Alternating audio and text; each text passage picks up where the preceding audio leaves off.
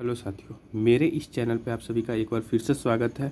और जैसा कि आपको पता है कि हम जो है हिमालय से निकलने वाली जो भी 3 प्रमुख नदियां हैं, इन सभी के बारे में विस्तार पूर्वक नोट्स के माध्यम से कम समय में रिवीजन करवा रहे हैं। 2 नदी खत्म करवा चुके हैं, गंगा नदी तंत्र और ब्रह्मपुत्र नदी तंत्र। आज का मेरा तीसरा वीडियो है इंडस रिवर सिस्टम यानी सिंधु नदी तंत्र के बारे में। ठीक है, हम कोशिश करेंगे कि जो भी चीज़ आपको बताए यहीं पे समझ में आ जाए, ताकि दोबारा पढ़ने की ज़रूरत ना पड़े। अगर एक और बात कि अगर आप लोग मेरे साथ नोट्स लिखना चाहते हैं तो लिख सकते हैं, और अगर नोट्स को परचेस भी करना चाहते हैं तो हम अपना नंबर जो है कमेंट बॉक्स में डाल देंगे, वहाँ से आप नंबर लेकर के मैसेज कर दीजिएगा। तो चलिए शुरू करते हैं। सबसे पहले हम सिंधु नदी तंत्र के बारे में विस्तार से समझते हैं कि इसका उद्गम कहाँ से होता है। तो देखिए, मान के चलिए कि ये तिब्बत है, ठीक, ये तिब्बत वाला क्षेत्र, ये हिमालय है, हिमालय के पैरेलल चाइना के तिब्बत वाला क्षेत्र है। यहाँ पे पड़ता है मानसरोवर लेक, और मानसरोवर लेक के बगल में एक बोखरचू हिमनद यानी बोखरचू ग्लेशियर है, और इसी बोखरचू हिमनद या बोखरचू ग्लेशियर से सिंधु नदी तंत्र का जो है उत्पत्ति होता है। तो सिंपल सा अभी भाषा में कोई पूछे कि सिंधु नदी तंत्र का यानी सिंधु नदी जो है उसका उत्पत्ति कहाँ से होता है, तो मानसरोवर लेक के बगल में बोखरचू हिमनद होता है या बोखरचू ग्लेशियर होता है, इसी ग्लेशियर से सिंधु नदी का उत्पत्ति होता है। ठीक, तो पहली बात तो आपको उत्पत्ति के बारे में बहुत बढ़िया तरीक़ा से समझ में आ गया हो। देखिए, जो सिंधु नदी तंत्र है ना, वो मुख्यतः 3 देश में फ़्लो करता है। यहाँ से निकलता है, तिब्बत वाला क्षेत्र से निकलता है, चाइना के तिब्बत वाला क्षेत्र से, और उत्तर पश्चिम की तरफ फ़्लो करता है, और सबसे पहले इंटर करता है भारत में। ठीक, इसके बाद ये जो है इधर की तरफ फ़्लो करते हुए और इंटर करता है पाकिस्तान में। तो तब इसका जो पानी है यानी सिंधु नदी तंत्र का जो पानी है वो मुख्यतः 3 देश में फ़्लो करता है, चाइना के तिब्बत, और दूसरा हो गया अपना देश भारत, और तीसरा हो गया पाकिस्तान के क्षेत्र में। ठीक, तो इसको जो है तिब्बत वाला क्षेत्र में सिंघी खम्बान यानी कि इसका मतलब होता है शेर का मुख्य, इस नाम से जाना जाता है। तो जो सिंधु नदी तंत्र है इसका तिब्बत में नाम क्या है, तो सिंघी खम्बान या शेर का मुख। ये 2 फैक्ट आपको समझ में आ गया, एकदम ध्यान से सुनिएगा वीडियोज। हम कोशिश करेंगे कि जो फैक्ट आपको बता रहे हैं यहीं पे याद हो जाए। अब चलिए इसका लंबाई समझते हैं। तो देखिए, इसका ज़्यादातर इसका जो लंबाई है वो 2880 मीटर है। ठीक, अगर हिमालय नदी में सबसे बड़ा नदी का बात किया जाए तो यही नदी है, इंडस नदी। भारत का नहीं, हम टोटल में बात कर रहे हैं। तो सबसे बड़ा नदी इंडस नदी है यानी कि सिंधु नदी। इसकी टोटल लंबाई 2880 किलोमीटर है, जिसमें से भारत में 1114 किलोमीटर ही फ्लो करता है। ठीक, सभी डाटा हम अलग अलग सोर्सेज से लाए हैं और कोशिश की है कि ज़्यादातर फैक्ट इसमें इंक्लूड कर सके। यहाँ तक आपको कोई दिक्कत नहीं है। अफवाह क्षेत्र हम बता ही दिए कि तिब्बत में, भारत में और पाकिस्तान में, ये 3 जगह जो है फ़्लो करता है। तो इसका अफवाह क्षेत्र हो गया।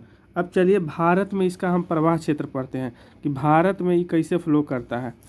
तो देखिए, थोड़ा सा यहाँ पे मैप देखिएगा, मैपिंग कर रहे हैं हम।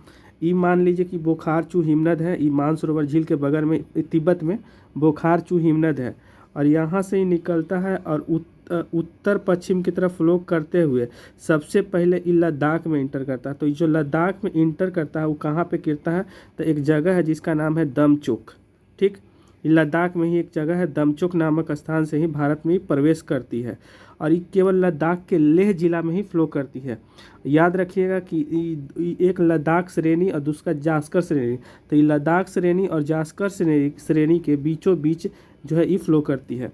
तो सारा फैक्ट याद रखिएगा कि तिब्बत से उत्तर पश्चिम दिशा की तरफ फ़्लो करते हुए सबसे पहले लद्दाख के दमचोक नामक स्थान से ही भारत में प्रवेश करती है, और ये जो है केवल लद्दाख के लेह जिला में बहती है। ठीक, जैसे ये मान के चलिए ना कि इस सिंधु नदी है, इस सिंधु नदी के जो लेफ्ट तरफ है, बाएं तरफ है, इसी तरफ जो है लेह जिला बसता है। ठीक, और ये जो है लद्दाख और जास्कर श्रेणी के मध्य में बहता है। तो ये तीनों फैक्ट आपको याद हो गया ना।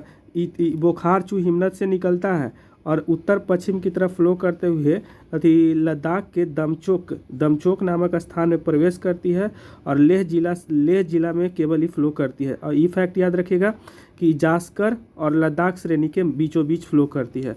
और यहाँ तक तो हो गया।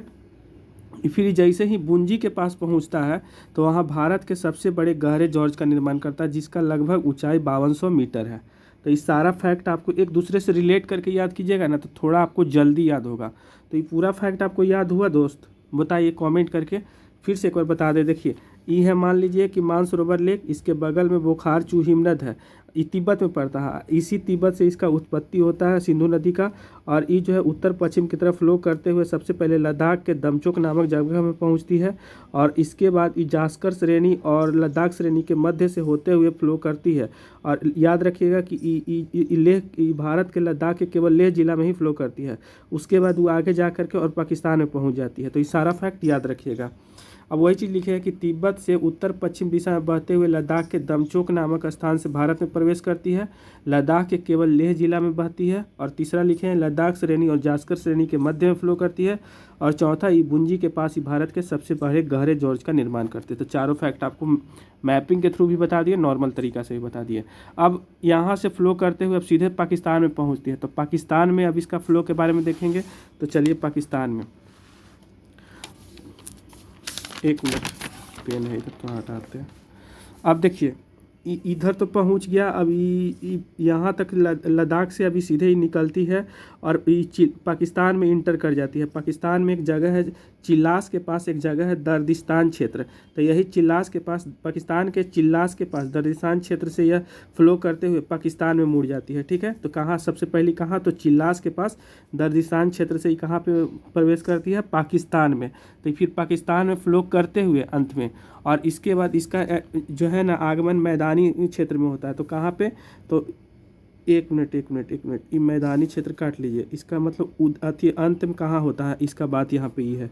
तो ये अंत में जो है ना कराची के पूरब में अरब सागर में ही जाकर के गिर जाती है। तो कराची लास्ट में मतलब फाइनल इसका पानी कहाँ गिरता है जाके, तो अरब सागर में। तो पूरा आपको याद हो गया, याद रखिएगा चिल्लास के पास एक दर्दिस्तान क्षेत्र है, वहीं से ही पाकिस्तान में हिलती है, और अंत में ही कराची के पूरब में जा करके और अरब सागर में गिर जाते हैं। फाइनली इसका कहाँ ख़त्म हो जाता है, तो अरब सागर में। अब इसका चलिए सहायक नदी देखते हैं। तो देखिए सहायक नदी में दो तरह का सहायक नदी है, एक है दाएं तट से मिलने वाली सहायक नदी और दूसरा है बाएं तट से मिलने वाली सहायक। इसी को इंग्लिश में कहते हैं राइट बैंक ट्रिब्यूटरीज और लेफ्ट बैंक ट्रिब्यूटरीज। तो पहले हम लोग पढ़ते हैं दाएं तट से मिलने वाला। एक सयोक नदी है, गिलगित है, हुंजा है, काबुल है, कुर्रम है, गोमल है। इसको स्क्रीनशॉट लेके रिवाइज कर लीजिएगा। इसे क्वेश्चन पूछा तो नहीं गया अभी तक इससे इंदस के ट्रिब्यूटरी सहायक से, फिर भी पूछ सकता है। दाएं तट से मिलने वाला यानी कि राइट बैंक ट्रिब्यूटरीज कौन कौन है, तो सयोक है, गिलगित है, हुंजा है, काबुल है, कुर्रम है और गोमल है। और बाएं तट से मिलने वाला यानी लेफ्ट बैंक ट्रिब्यूटरी कौन है, तो इस सबसे ज़्यादा याद रखिएगा जास्कर हो गया, सुरू हो गया, सोहन हो गया, और देखिए झेलम भी राइट बैंक ट्रिब्यूटरीज है, लेफ्ट बैंक ट्रिब्यूटरीज है, यानी कि बाएं तट से मिलने वाला।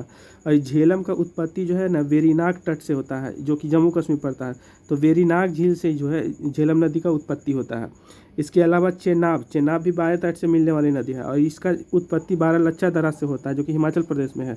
इसके बाद रावी, तो रावी का उत्पत्ति रोहतांग दर्रा से होता है, और ब्यास का उत्पत्ति ब्यास कुंड से होता है, और सतलज का उत्पत्ति राक्षसताल लेक से होता है।